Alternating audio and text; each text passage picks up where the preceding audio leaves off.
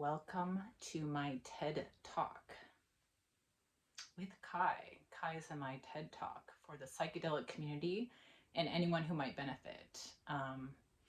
So my name is Leo Russell, and I've been leading the Decrim movement, which is the decriminalized nature movement here in Seattle, Washington, for the last year, I would say, in 3 or 4 months. Until the last 2 months, when basically some people from within the organization who controlled the IT after they had been kicked out, they went behind my back and took the organization from me, and walked away with it, and had some success that basically I helped to generate with hard work and hard labor for the last year and 3 months, 4 months. But I don't want to start this as a pity party. I really have a lot of strong thoughts about women and women in leadership, especially women in feminism, as it applies to the psychedelic movement. I don't think we honor the fact that it's so hard for women to lead in the movement. I don't think we honor that the tools that have been put out there for women to lead with have been constructed by patriarchal symptoms and systems that don't truly help women, I think, to develop new ways of leading. And so what I found within the organization at the end, when a couple of people ran off with it, I would say kind of as a coup, basically, there were several people within the organization that weren't supportive of me, and I was experiencing a lot of misogyny in the group related to a man I had had a friendship with who had basically been friend zoned, for lack of a better word, and as a result of that took out a lot of antagonism on me. And we had an elder Native woman in the group who really acknowledged that, and we had several men that acknowledged that, and we had like one other woman who's been part of our core team that acknowledged that. But there were two women on the team that wouldn't acknowledge that couldn't see the misogyny that was taking place with basically three different men in the group that were supporting. One of them was the guy who had been friend zoned. But so it just brings up a lot of issues for me, because when that happened, I felt so defeated, because I felt so betrayed. And I want to talk about why I felt betrayed. I think that I am a very loving person, and I love all types of people. I love the vaxxers, I love the anti-vaxxers, I love the Trump supporters, I love the Biden supporters. Like, I just truly believe that we can't get anywhere in this world unless we first learn to understand one another. And so I don't believe in hatred, and I don't believe in trying to hurt people. I believe in trying to understand all types of people and truly looking at the lens that each person is examining life through. And what bothers me, I don't want to even call it cancel culture, but what bothers me in the divisive world that we see right now, and my last video was like a year ago, and it was about the same thing. It was about the divisiveness that we see in the world right now. But what bothers me about the divisive world that we see right now is that people are so quick to say, I can't be your friend, or I can't be your cousin, or I can't be your sister, or I can't be your brother, even within my own family, based upon whatever, based upon people's perspective on COVID, based upon people's perspective on, politics and so forth. And I believe that there's more things that unite us than divide us. And so I just love the diversity within the psychedelic community, because you deal with people with tons of money and tons of affluence and tons of wealth and tons of influence and privilege, and they're accustomed to privilege, and they're accustomed to being treated in a certain way. And then you have people that are like fucking shitty, poor, like fucked up situations on the street, and maybe they're prostitution survivors, and maybe they're struggling with mental health, and they still believe in psychedelics, and like they still have a place at the table. They still deserve a place at the table.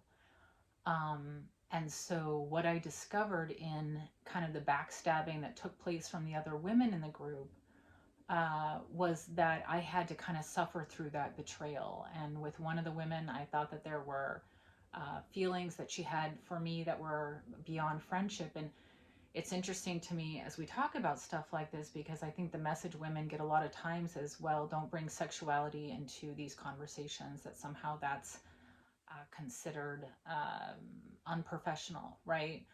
So that would be my mother's generation, right? I've done a lot of videos on my mother and how my mother was a minister, and she had her master's of divinity degree, and she had these churches that had always been held by white men and was really breaking those barriers. But my mom talked to me about how she couldn't expose her breasts in any way, like not even the top of her cleavage, how she had to be very safe and uh, you know uh, put up a lot of stuff around like not exposing her sexuality, and not having any sexuality, being just kind of gender neutral. And I feel like sometimes as a woman within the psychedelic community, people are asking me to like not talk about sex, or not talk about sexuality, or not talk about how sexuality factors into our relationships with one another as we build the psychedelic community, which is so crazy to me, because I feel like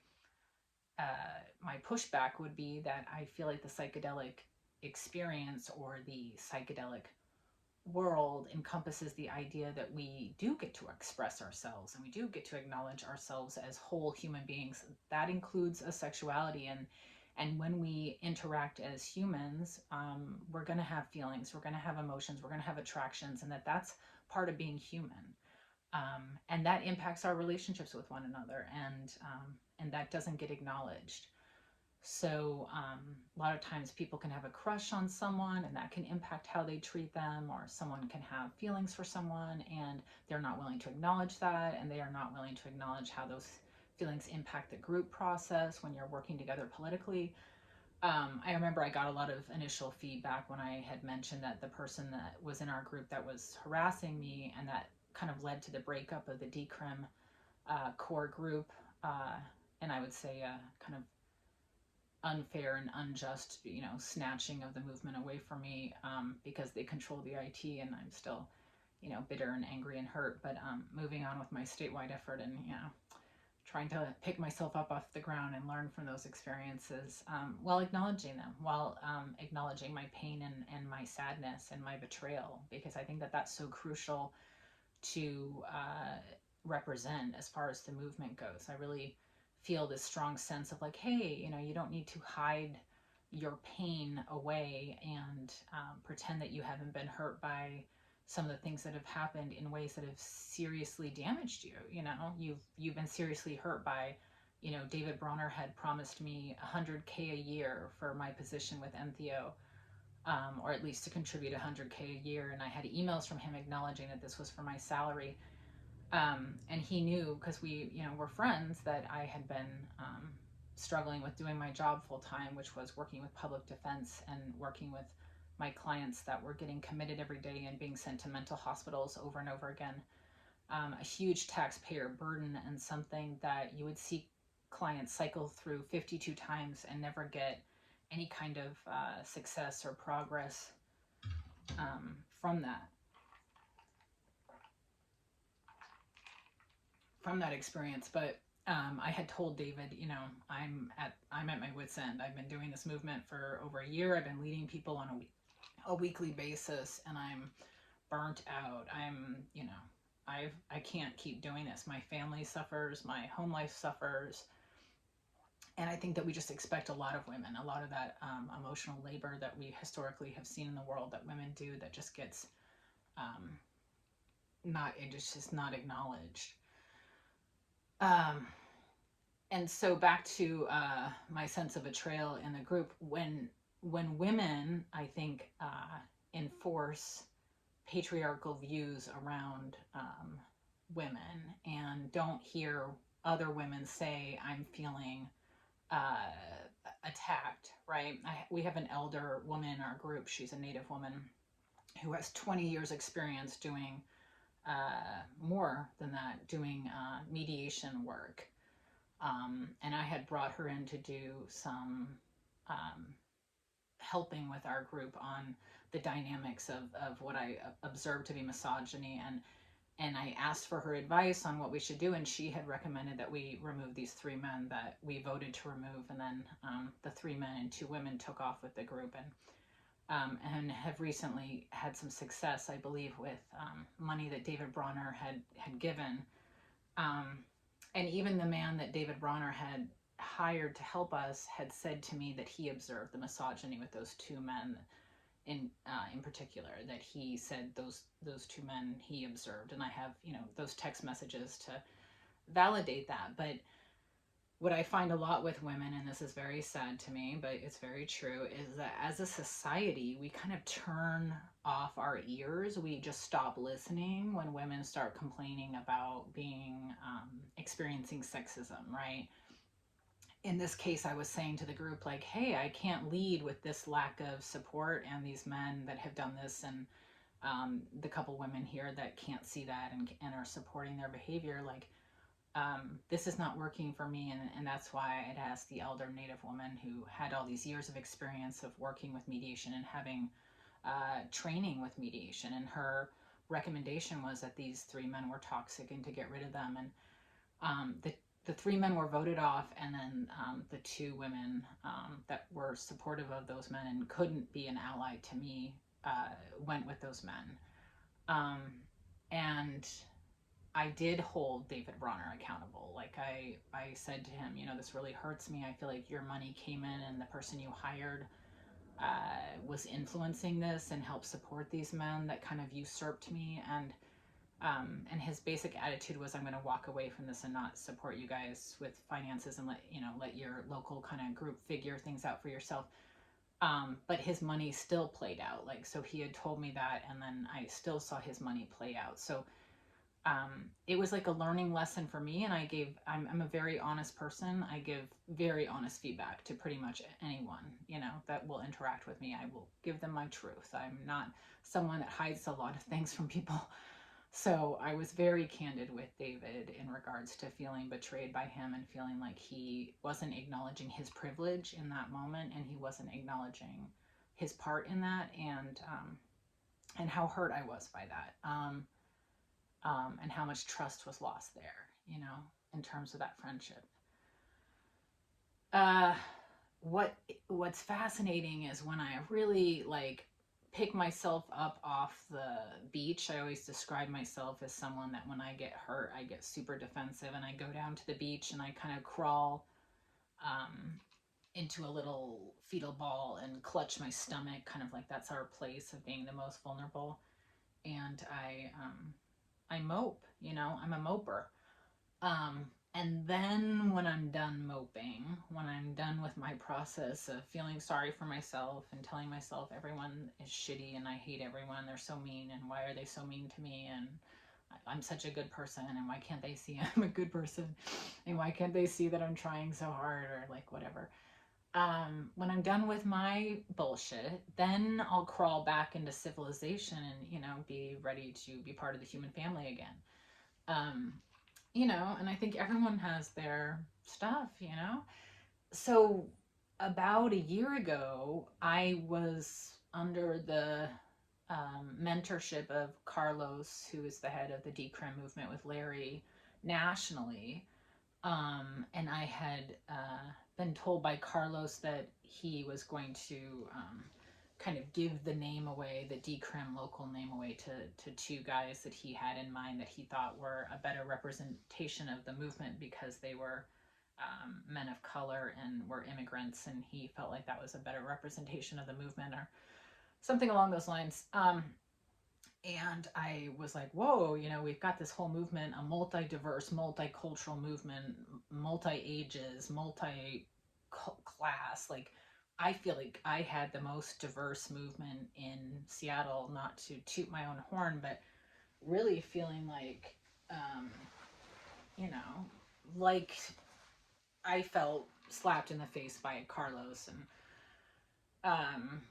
didn't know how to deal with that. And I felt like we were in this Zoom culture that was so unhealthy, and none of us were looking in each other's faces. None of us were observing the nonverbal experience of our, we're animals, you know, we're all having um, animal experiences and um, communicating in nonverbal ways. And I was tired of Zoom culture. And so I took this road trip down to go and talk to him and Larry last year at this time, specifically to talk to him about the name Entheo versus Decrim, because we had formed Entheo as a 501c3. Um, and I really wanted to talk to Carlos face to face and get his support, because I had a lot of admiration for him, and I had felt originally a lot of support from him as a woman, when I hadn't felt that support as a woman leader in the local psychedelic community. Originally in the local psychedelic community, it was like a bunch of older white men for the most part, and at one point one of them was saying like, well, um, we need to entertain the idea that we import someone like Dennis McKenna, like someone who's like a big name, who's, you know, got a big following and people like them, you know, people like him. So a lot of times for me in the psychedelic movement, it feels like it's almost like a popularity contest in terms of who's at the top. You know, it can feel very competitive, and it can, and that feels so anti what I've learned from psychedelics. So I just want to live my life in opposition to that. That I don't want to be a person to cultivate competition on the psychedelic realm. I don't want to encourage it. Um, Even when I've had people steal my ideas or things like this locally here in this community, like I want to call it out and address it. But like I said, when people bring up hard stuff, like I feel like this man did, you know, things that were damaging, that were harassing to me within our group, people's ears turn off, you know, because we want like jokers and we want like fun, sexy people. And I remember I joked one time, because I'm always joking, um, to a psychiatrist that ended up leaving our team, unfortunately. But I said to him, you know, to raise money, you're going to either have to be like funny or sexy, because you know those are the things that sell. And he said, well, I'm neither. And I was like, oh, I know, I'm fully aware. So you know, we gravitate towards joy, we gravitate towards people that are a high vibration, right? And complaining itself doesn't really have a very high vibration to it. Complaining is a low vibrational field. And so I think a lot of times, you know, I was hesitant to talk about this stuff openly, because I didn't want to drive people away. I didn't want people thinking that I was a complainer.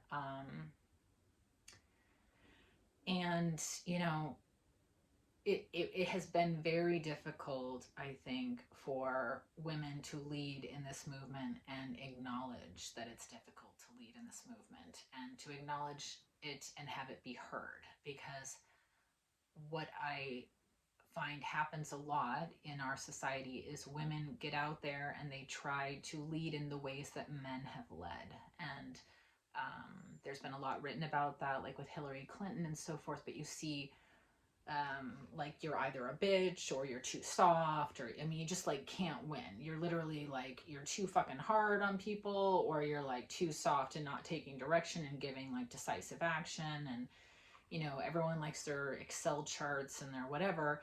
And I would posit that women can lead differently. You know, a lot of times my style of leading is very much like, if Tom over here is like, you know, we really need organization about X, Y, and Z, then I'm like, great, Tom, why don't you like help us or create some organizational system? And then the folks that really want to work with that system, or you know, we can vote on it, will incorporate it. You know, but it's I'm not going to be reactive and have systems that we've used historically, that we've told ourselves uh, this is what needs to happen. Because a lot of what's been happening kind of organically within our group is that we do have people of color, but we also have like elders. And we have, tomorrow I'm going to go and do a film with a film student of a Native American man locally, part of the Puyallup tribe, who's been doing medicine with his people, right? With people who struggle from addiction and so forth.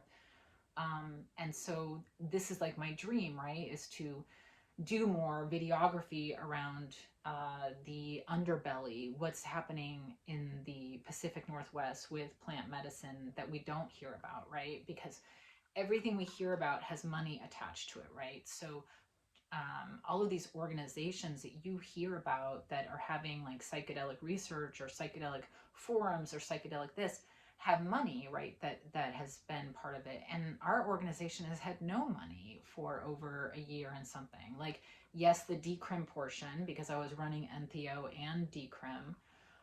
Yes, I made the decision, right, to go to David Bronner to ask for money, to ask for his support and so forth. And yes, I guess I learned a hard lesson. I mean, Carlos probably is like, assuming I've learned my lesson now for trusting David. But like, I don't know, that kind of brings me to this other whole thing, which is, I don't know, maybe I needed to learn that lesson. Maybe I needed to get burned by this system, right? I needed to get burned by how the psychedelic system is playing out, because that was part of my teaching. And I feel like we all are here as souls that have manifested on this planet, hopefully to learn some lessons, and to do our work. And I think if I'm in a humble place and I truly acknowledge, like, well, I don't know that I would have done anything differently. I had a miscarriage during that time, and what's sad is that my group knew about that, and I found very little sympathy from these women in particular, which the ones who left with the little coup, and that was really tough, to accept that your fellow sisters can have very little support for you when you're going through things that, like, we don't respect women going through reproductive issues. We don't respect that reproduction is a really big issue for women, and losing pregnancies are a big issue for women. And, how do we acknowledge women in leadership who are going through things? So I don't know, should I have not told, my core team that I was going through a miscarriage? I think I was trying to lead in a more transparent way, and I wanted them I wanted to be able to have women, any woman, be able to acknowledge her grief or her loss from a miscarriage. And so, um, I don't know how much I would do differently, like going back. For those that fault me having some kind of relationship with someone on our team, well, like talking 4 hours a night about politics and strategy, like, you're allowed to develop friendships and relationships with people you're doing grassroots organizing with. Like, um, at one point I got to a very litigious place, and I was like, well, I'm just going to sue over all of this. I'm going to sue that they took this organization from me. I'm going to sue over the fact that they cut off my email without my, permission, and they absconded with my ideas, or, just whatever. And like, disgraced my name, and all these things. But I don't know, it's just interesting getting to that place of wanting retribution.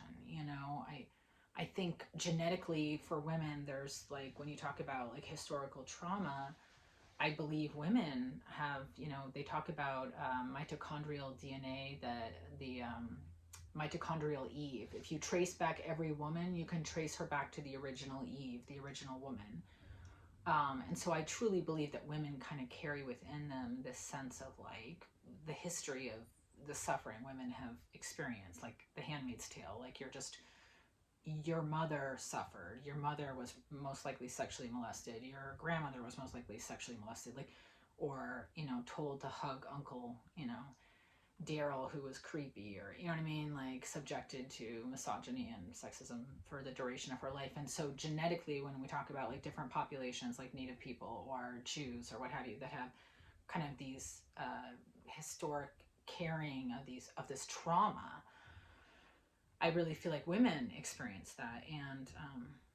And so much of what I've done, I do for the girls that are going to come after me, the girls that are going to want to lead in the psychedelic movement. And I don't want it to be a place of competition. And I see that competition everywhere right now. People that are really trying to, like, one up one another, or the energy for me is just very negative. But it feels like people want the biggest piece of the pie possible. They want as much money as possible. They want as much acclaim as possible. And it feels like posturing. It feels very masculine and patriarchal, in the way that we historically understand patriarchy, and I don't like it, and I want to create something different, and I want to create a new wave, and that's what I want Entheo to be, is a new wave. Um, but back to last year at this time. So last year at this time, I was going down south, and I was trying to meet with David Bronner, and I did meet with him, and I was trying to meet with Carlos and Larry, and I did meet with them, and Bob Otis, I went to his sacred garden to meet with him and spend time with him. For me, it felt like I wanted to bring together the psychedelic family. Like I wanted to bring together all of these people, because I'm a family therapist, and I see things as systems. I see people as systems. So for me, Kai, do you have any thoughts? Kai, do you have any thoughts? Do you want to say anything? Kai is a, can you stand up a little bit? Can you sit up? Sit up. Kai, can you sit up? No, not really. She's a, what are you? What are you? What are you? You're a Taiwanese street dog. Taiwanese street dog. Taiwanese street dog. Yeah, so she's wild and crazy. For me, it feels like the psychedelic family, and it feels like there's dysfunction like there is in any family. And at one point I said to David and to, I don't know if I mentioned it to Carlos, but it was the idea of like, let's have like a Dr. Phil, like sit down and talk about all this, right? Let's talk about the fact that like money is a huge part of this, and privilege, and coming from a place of privilege. And like if I was having my family therapy with David, I would say like I was a like single mom working my 40 plus hour work week for public defense, trying to help people, my clients that are in and out of the mental health system and locked up on the daily for chemical dependency under Ricky's Law, and kept in, in jail or in a for-profit mental hospital that's making so much money off their ass, and just, sticking them with pharmaceuticals they don't want in a broken system. And I was working on so hard on the daily for my clients, an exhausting job, by the way. And then on top of that, then I was going to do like 3 or 4 hours of work on Entheo and Decrim, at least, if not more. I would be at my computer until like 12 o'clock at night and get up and be there at 8 in the morning. And so I wasn't having a life, right? And I was burnt out to my nth. And that's when I said to David, I can't do this anymore. And I have it in writing that he said that he was going to give this money to our organization. And he knew that that was for like my salary. And so that was really hurtful when he backed out of that. And I felt like he backed out of that because of this other guy that I had mentioned, that I felt like he had been friend zoned and was reactive to that. And that's something we just don't talk about, because what I heard back from a lot of people was like, well, not that guy. Like, that guy has so much education and so much whatever. And it's like, yeah, well, he wouldn't treat you that way because you haven't friend zoned him. So, you haven't had that experience because, again, you haven't been, you didn't friend zone the guy, But to have all that fall on deaf ears was really hard for me too, because I'm not someone that, with the Me Too movement, like goes out and tells the world about everyone that ever fucked with me. You know what I mean? Like I'm not that woman. Maybe I should be that woman, but I'm not that woman. So for me to say to the group, yeah, actually his abuse is not cool, and I would like to kind of deal with that, to get the shame of like, well, you shouldn't have developed that kind of relationship with him. That it feels like what we typically do, which is blame the victim. And then to have other women support the misogyny. I think that was the hardest part. And what was beautiful is when we had kind of like a final meeting, I mean, yeah, they ran away with everything, but when we had a final meeting, 2 of the men actually stood up to the women and said, these 2 women in question, and said, you're basically being misogynistic. You're not hearing Leo, you're not supporting her, and you're not hearing what we're telling you about what we're seeing with this guy and with this other guy, and basically these three men. You're not hearing us, you know. And I think a lot of times with women like that, like they think these guys are good guys because life's not that simple. And that's what's so crazy about cancel culture is like life is not that simple. You know, you cannot um I think we do this thing where we're just like, well, he's a good guy, so he wouldn't do that. And it's like, yeah, that dude may be an excellent, nice guy 95% of the time, but 5% of the time with one particular woman might be incredibly inappropriate and incredibly unjust and act in a way that's antagonistic and um, deserving of being held accountable. And so another part that had broken my heart was this guy, Ben Unger, that David Bronner had hired to help us, had validated for me that these men were being inappropriate, you know, and that I have verification of that, and had written me texts saying, yes, that these men are behaving very inappropriately with you and they're being very misogynistic. Um, and so, you know, some men, I think of a newer generation, can see other dudes' behavior and they aren't afraid to call those men out on their behavior. But again, this is politics, right? So people are very caring too much, I think, about how this is going to impact them. Like how, I don't know, maybe Ben Unger couldn't stand up because these people are his bread and butter. You know, I'll never know.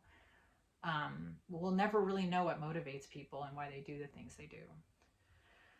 So that having been said, I felt like this psychedelic family, it really gives us a chance to look at our stuff, right? And within our own family, like within my family growing up, I felt forgotten and I felt unheard. And so I'm always playing with my shadow, which is like, am I not being heard, or is someone dismissing me? Or that's like my fear, right? Because that's my childhood fear. And so I think all of us are wrestling with those interactions, those motivations that keep us from, you know, that are part of the package. It's you know, we're not perfect and we don't want to be perfect. We want to be flawed human beings. Otherwise, what I tell my clients is, I run a prostitution survivors chemical dependency group based in feminism that I designed, that's not based on the 12-step system. And I currently have been running that for almost a year. And what I tell my clients in that group is, you know, perfection is kind of such a strange thing, because when we think about perfection, it's like, do we want to be perfect? Because a lot of times we're holding ourselves accountable and really tearing ourselves down so much.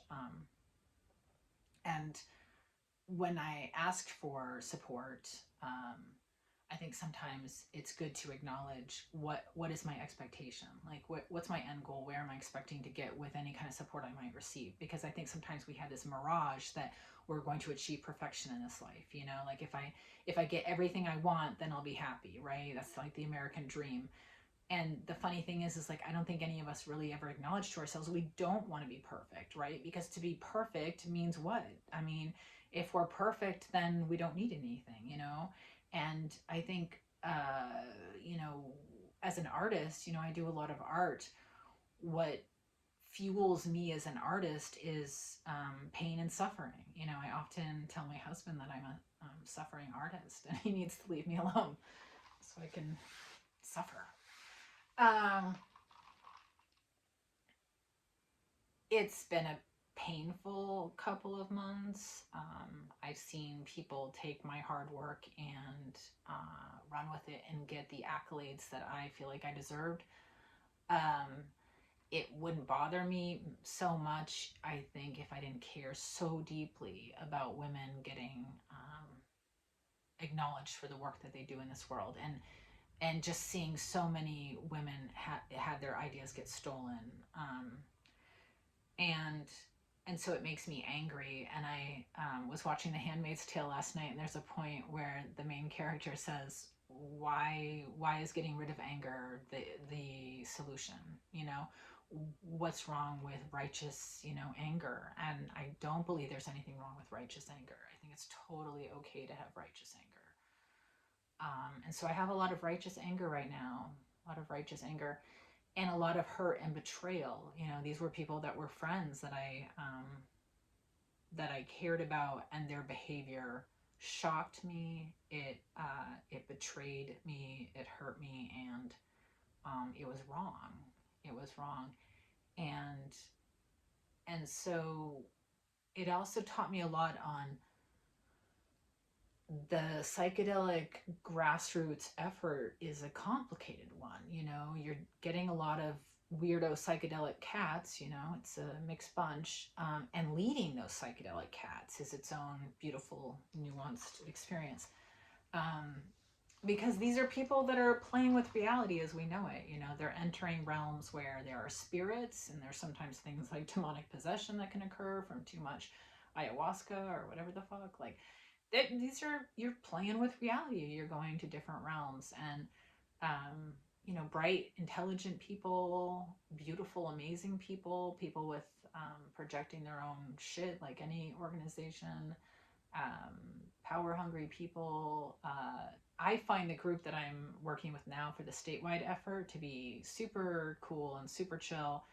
Um, and yet I find myself to be more at a distance. I think after the Decrim effort locally, I don't know, I guess I just learned to protect myself a little bit more in terms of, like, if someone leaves the group, or if someone tries to mess with me or play with me in any way, like, I wouldn't say that I'm more defensive. I would just say that I'm more conscious of protecting my energy after what happened last time, because, like, I'm writing a book currently about my experience of leading in the psychedelic movement, and am just about to publish my first novel, which is called The Black Sheep Manifesto, and is all about family secrets and um, sexual abuse in the family, and my mother dying, my grandmother dying, and um,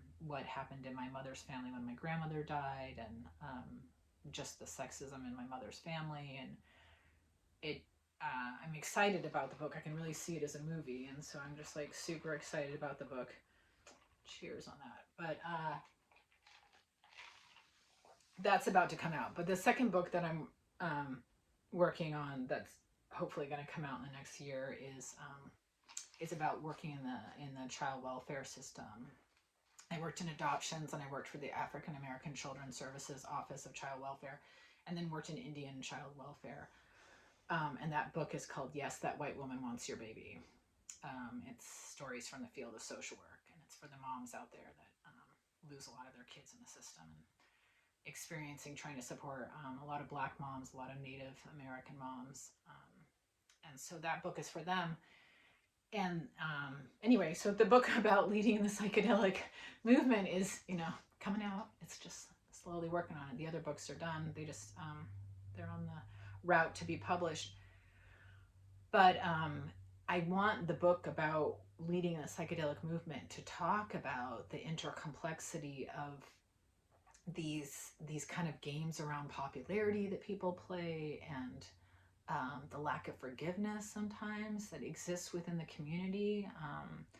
There can just be a lot of rigidity, that I observe, and that's really interesting to me, because that's not how I define my life. I think a lot of people cling to rigidity because they're not accustomed to clinging to anything else. They think other ways of clinging might be too wobbly. They really need, like, a defining line. Like, I'm not going to be friends with this type of person, and I'm not going to work with this type of person, and I'm not going to do this.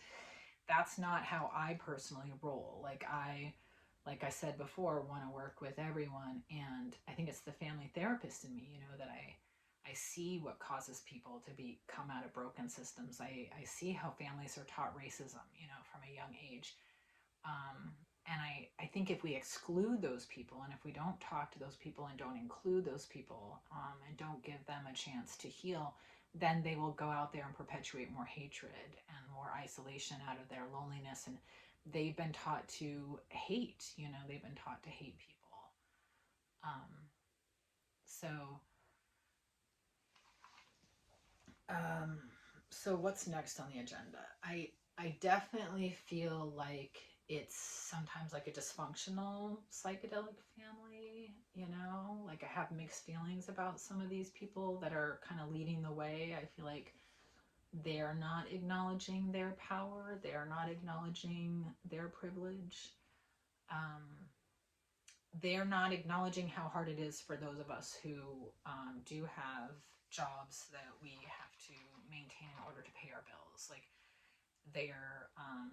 there was a judgment that I felt from David Bronner that really hurt me, because I felt like he didn't get what it meant to like whip that money away from me, what it meant to my psyche, to be kind of at the end of my rope and be like, man, I cannot do 80 hours a week anymore of leading in this community and having unpaid work. And it's so weird for me, like it's okay for men to demand, how much money they need for stuff. And there's a lot of men out there in the psychedelic movement who like to, act like they're motivated by kindness and whatever. But bottom line is, money is a huge part of it if you look at where they're putting money. Like, if you look closely at their projects and things like that, that would benefit them directly. You know who you are. You just really see that the motivation is the moolah, at least in part, at least in part. And I'm not expecting to make a lot of money off of like the plant medicine hospital I want to start, because that's something that I want to gear towards addicts and poor addicts, the folks that are cycling in and out of the chemical dependency forced inpatient system in Washington State. Like, I currently, within Entheo, am trying to support something with Timothy Clemens, who's a friend of mine, and he is a person with lived experience who's been like probably locked up, 40 times in the civil commitment process. A high utilizer is what they call it. They call them in King County. Keep in mind that the rent moratorium is about to end in King County, and King County is the third worst in the country for homelessness. So anyway, there's lots to do there, and I would love to lead this movement, right, regarding an alternative pathway for those folks that keep getting civilly committed to be able to go to like a plant medicine hospital, as opposed to the bullshit that they're forced into now with forced pharmaceuticals. And but my motivation isn't money. My motivation is that I have all these lived years of experience, like 20 years working with people in Seattle that are struggling on the streets, and I want to help those people, right? And I understand those people, and I get those people, and I get why it's not working. And of course, plant medicine is not going to work for everyone, but if you've been like 52 times through the civil commitment process and they keep throwing, Thorazine and like whatever the hell at you, and you're not getting better, then you deserve the right. I think the more judges and the more people within that ITA commitment process that can see this video and watch this video, or hear about this idea, I think that they will support an alternative pathway. And I'm really hoping to work with Washington state legislators on that. So please share this and spread this with your Washington state legislators, because we need an alternative pathway for these folks that are not getting better through forced treatment, and so that's why I want to try a more holistic model. And as a mental health therapist and a chemical dependency professional, like, that's my recommendation after years and years of observing a broken system that's not working. If we actually tallied how much money is being lost for civil commitments in Washington state, I think it would just blow the taxpayer's mind. So this is a system that's highly, highly expensive, that's profiting for-profit hospitals, and yeah, it's just no good. I mean, it's good for a small percentage of people who actually benefit, but if you look percentage-wise and tally the numbers, they're, right, Kai? You don't want to go to a civil commitment, do you, Kai? No, crazy. Okay. Do you want to add anything? anything for the video? Something important. Something important. Bark. Bark. No, I think he needs some water. Let's see. What else? I really feel like, for me, at first, when the stuff happened with Decrim, I felt like there's like this enormous shame and all this pie on my face. But you know, I'm an artist and I'm a revolutionary and I'm a writer and I'm a therapist and a political leader and all these other things and a poet. And I just feel like, well, asking myself deep down, like, you know, what can you manifest from your pain? Like any good artist will take their pain and they will manifest that into something, right? They will sit down and they will acknowledge, right? So I'm part of this dysfunctional psychedelic family. It's dysfunctional like any other family. It's so freaking dysfunctional, right? You got, you know, all kinds of insanity. And lots of different characters, and there's definitely misogyny. You see all the time these men that are leading very easily, and these women that really either have to lead like men or they have to walk on eggshells, or how they lead is really held to a higher degree of criticism than it has been historically for men. And then we're not allowed to talk about that because that's like such a big downer. And so I run this Facebook group called Feminist Rock, like with an exclamation point, like let's make it fun, like feminists, they rock, man.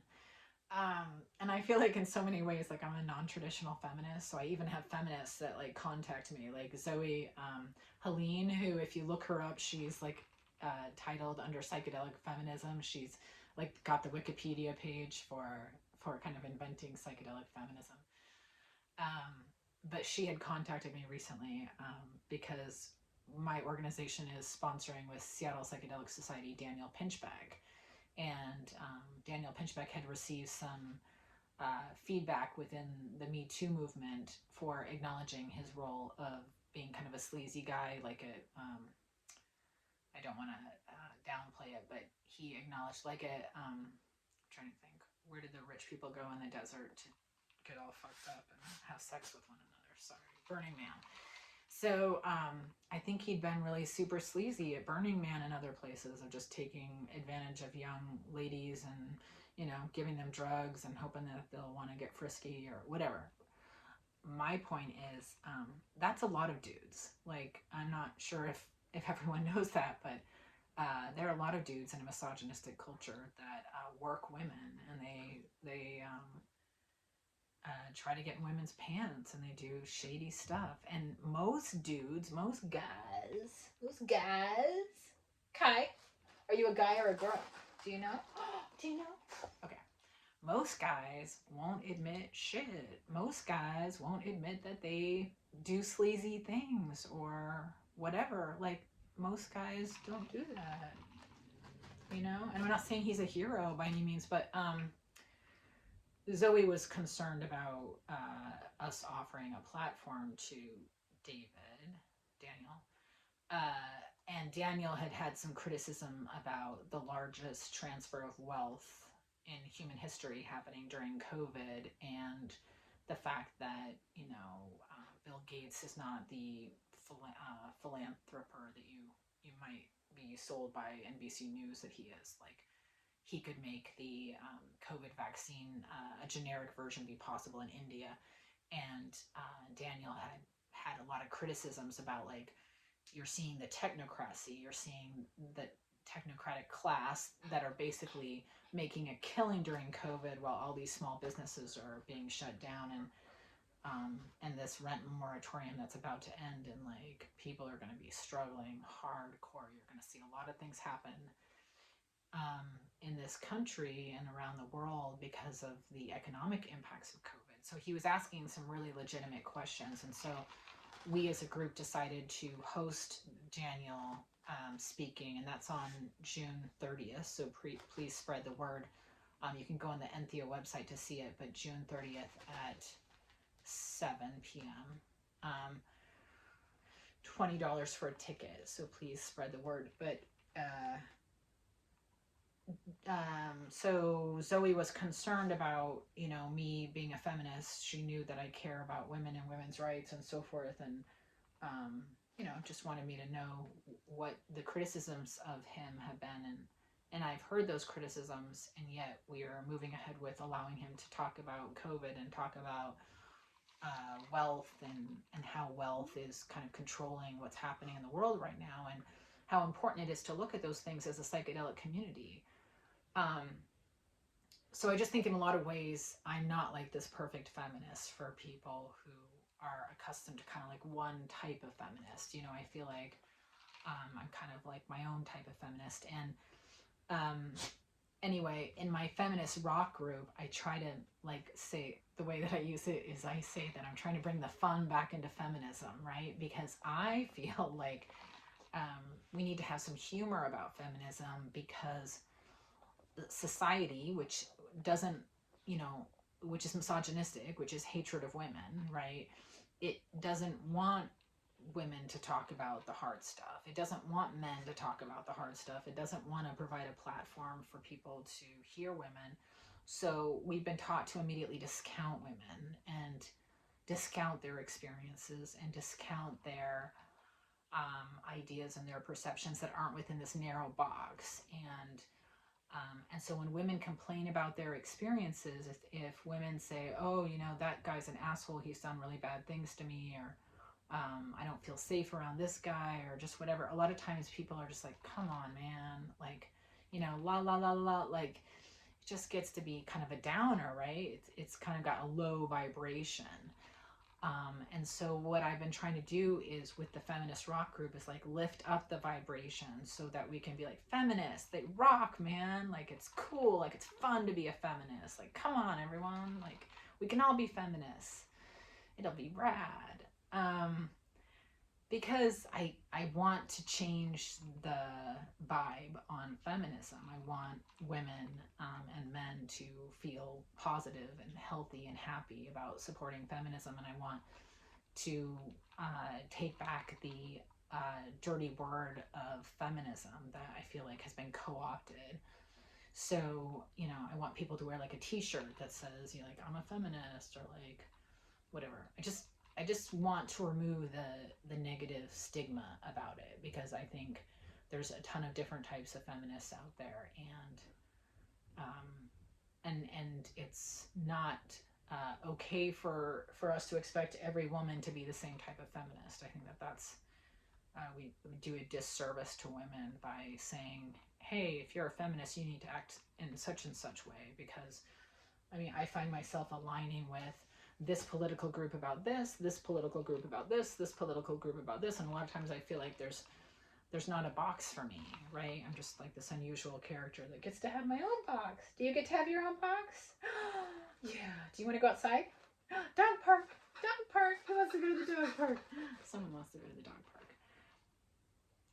So, I know, I'm sorry. I don't mean to lead you on. I know. Soon.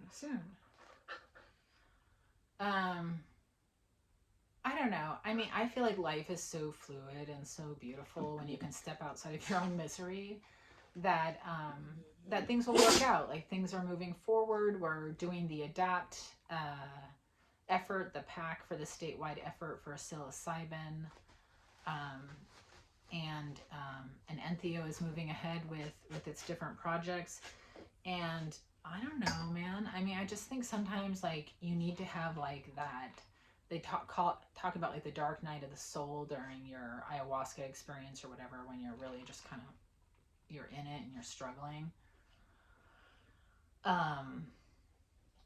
And it's just interesting to me if we acknowledge that can happen in our lives, right? So a lot of people I know can't do that, right? They can't acknowledge their part in something. They can't say, you're right, I did treat you wrong, and I did steal from you. I took an idea from you. I cut you out of a deal that was your idea. I've had a lot of that happen to me. Not to play victim, but it has happened in the last 5 months. And, whatever people do to you will come back to them. Whatever they do to you, the universe knows what it is that they've done. I truly believe in dharma in this life, which is, what you do comes back to you. But like, our job is not to fixate on retribution. I think that can be a pretty lonely place to exist when we're in a place of why, and I want this person to suffer like they've made me suffer, and I want them to hurt like they've made me hurt. I think that's a place of a lot of loneliness, because I think anger that has no outlet, like with art, is not going to be something that helps to heal us.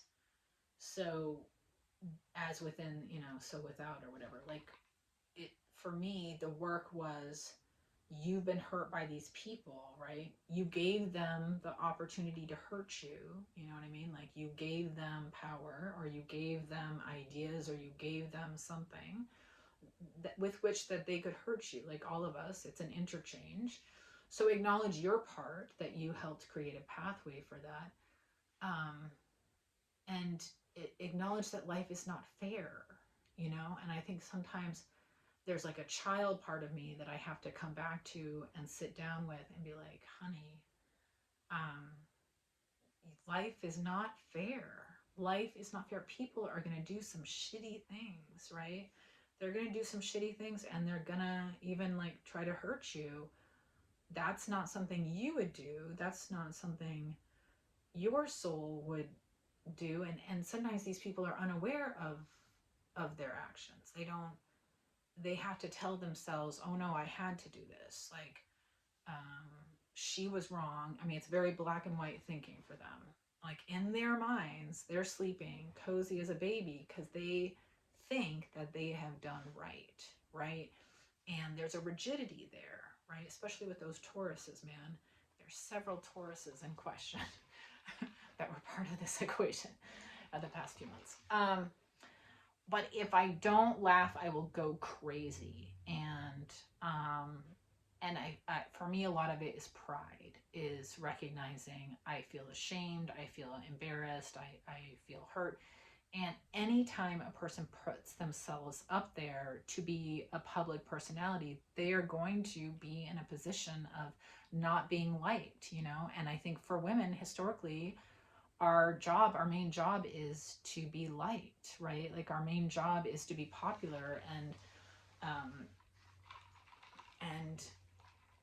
to fail at that, to be a woman that's not liked, is considered like a failure, because men aren't judged on popularity in the same way. So I initially, was not comfortable. I wouldn't say I'm like that much more comfortable with it now, but I initially was not comfortable with not being liked. I think I'm having some real like learning opportunities on, if you're going to be a political advocate, you're going to have to step into the limelight. And in stepping into the limelight, you are going to have to experience discomfort, right? And there are people involved who have kind of done me wrong in the political process thus far, that like I haven't seen them as people doing their work, right? Like, they might be advocating for plant medicine, but maybe they actually haven't done that much plant medicine, and I've been doing it for 24 years, or, and maybe they've never even done plant medicine really in any kind of significant way, and never done any kind of unpacking or integration work with what they may have gleaned. And so there can be a lot of ego that comes into play with plant medicine. That's almost, it reminds me of kind of the demons that sometimes you can open a portal to with entering into that realm of the spirits. And so I feel like it can be dangerous territory that people don't always recognize what they're playing with, and they can just become kind of high on themselves and justify anything they do, instead of looking at their actions. And people don't always know how to make apologies. So sometimes I think we assume people aren't apologetic or don't realize their wrongs, and don't realize how they have done you wrong, um, but they are actually fearful, or they have too much pride and they are afraid or embarrassed, or um, have too much pride to apologize and come to you and make amends for their actions towards you.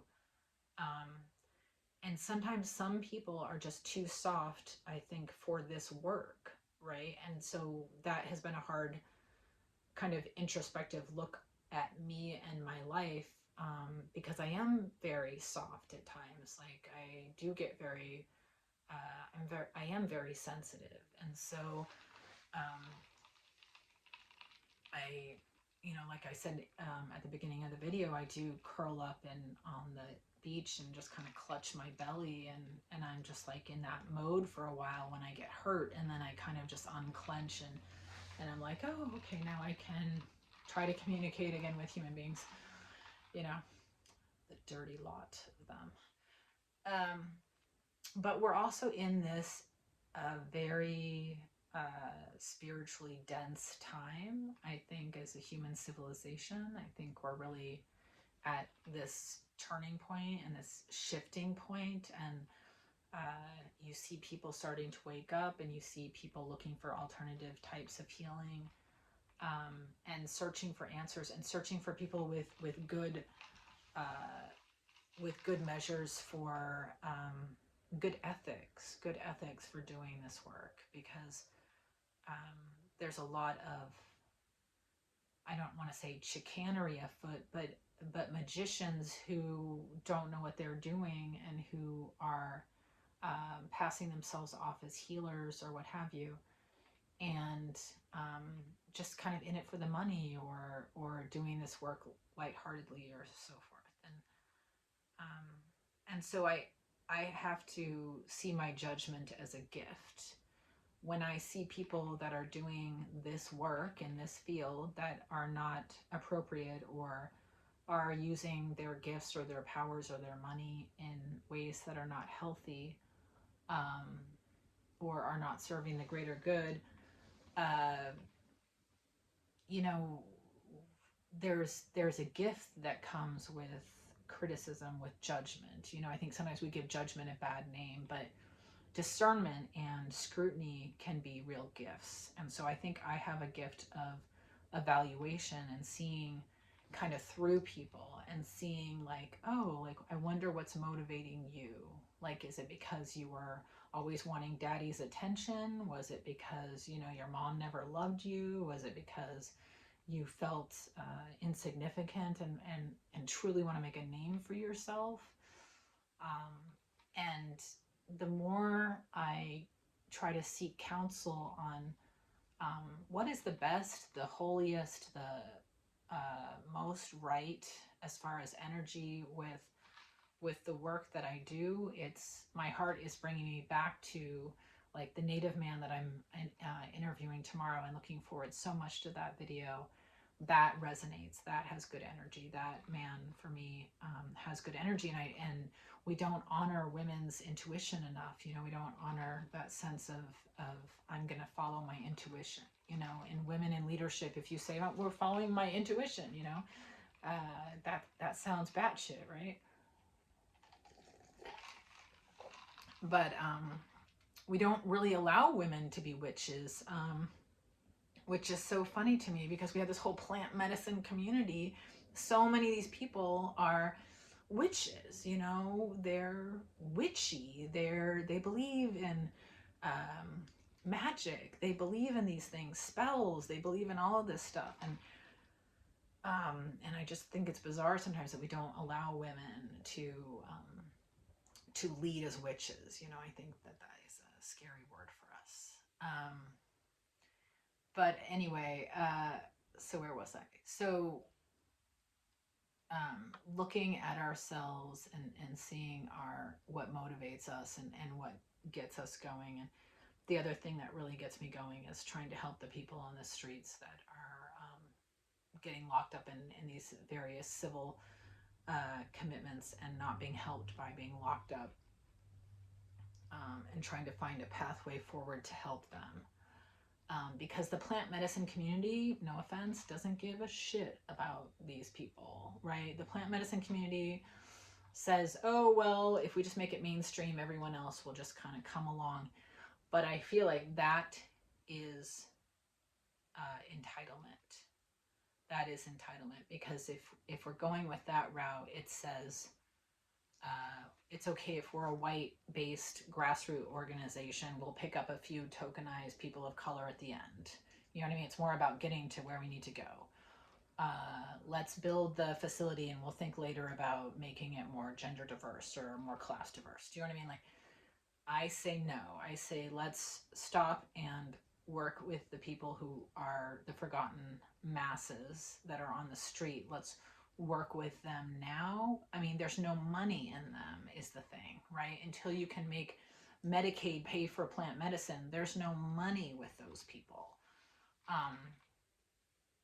But I want to be, about those people. So, I mean, I think there's good work that is happening out there in the plant medicine field, and there's treachery, and there's people that are kind of vying for power. And for me, it feels like high school. It feels like a popularity game, and who's popular this week, that kind of feel. And so just like a ceremony, you might be at a ceremony and there might be like the coolest woman at the ceremony who's been doing ceremony forever, and she's got a really cool amulet bag, and she looks beautiful, and she looks like a mistress out of the, I don't know, Miss of Avalon or something, right? And you're like, oh man, I wish I could be as cool as her, and like she's so popular and everyone just like flocks to her and stuff. And I think it's kind of like, so many times I get an image of the ceremonies that I've been in, like having that sense of it in the broader culture of the psychedelic culture, which is how do we look at these things from a place of how do I find my footing? How do I get grounded when I'm getting distracted by the opening my eyes and looking at the room and seeing who's like the most popular or who's at the top of the whatever, and how do I refocus and center myself and remember why I'm here, because I'm here to lead, and I'm not here to follow. And when I get distracted by others that want to distract me or put me down or just whatever, I'm not following my calling. I'm not following my work. I'm getting distracted by my ego or by my wound, and that's my work is to acknowledge the hurt, right? So for the past couple months, I've been in a place of, whoa, would I have done anything differently? And it's like, no. When Alani, the elder on our team, said, get rid of those 3 men, they were toxic, and the 2 other women couldn't see the misogyny, I was like, yeah, I don't have any qualms about this. Like, and some people had turned in their resignation that were part of like the greater group, and I was like, and I'm still gonna get rid of these 3 dudes. Like, I mean, that was Alani's suggestion, and that felt right to me. And I wouldn't do anything differently. I really wouldn't. Even with everything that's happened, even though they ran off with everything and did these things, and took that movement from me, I wouldn't do a damn thing different. Because I love myself, and I love that I'm learning like anyone, and I'm recognizing my power, and I'm recognizing that sometimes people, I don't know, you can agree to disagree, and you can agree to say I can't work with this person or I can't work with that person. And I think the old style for women with leadership is one where that the woman is flexible and malleable and can work with everyone, even the misogynistic assholes who can't recognize their misogyny, right? That somehow they can make it work for everyone. They're like mac and cheese. Like, everyone loves mac and cheese, except for those darn vegans. No, there's vegan mac and cheese. But that for me felt like a moment where I said, I'm okay with being uncomfortable. I'm okay with not being liked. And I paid the price. I paid the price for that. But I still would not do it any differently. And I think that is a significant moment to get to know yourself, because ultimately we're all going to be lying in some casket, right? Or in the ground, dead, whatever dead means, right? And so I find it motivating to think about our deaths, and in thinking about our deaths, I think it's important to think about what matters to us. And what matters to me is being an authentic human being and speaking my truth. And it's okay if people don't like me. What's really important is that I like myself, that I love myself, and that I am at peace with my decisions. And that doesn't mean that I don't make mistakes. I think life is full of mistakes. And I think, like anyone, I make lots and lots of mistakes. But hopefully acknowledging those mistakes and moving forward. So thank you for listening. And it's taken me a while to kind of get this off my chest. And I'm doing okay. I mean, I feel like I went to Greece and I did some healing there. I got married, and I'm going to go to the East Coast soon, and where my mother's grave is, and my father's family has been 7 generations on this same island in Greece, in Maine, and it's just that for me, the East Coast is an entirely different feel than Seattle, and I don't mean any disrespect to Seattle. I was born here, but a lot of my formative years were in the East Coast, on the East Coast, and there's a realness to the East Coast. There's like people keeping it very real, and in Seattle there can be a lot of passive aggressiveness. So it's really nice when you're visiting that part of the country, because if someone hates you, like, you'll know it. You'll know it, as opposed to Seattle, where you might not know it until that person steals your movement. All right. Take care, people. Till next time.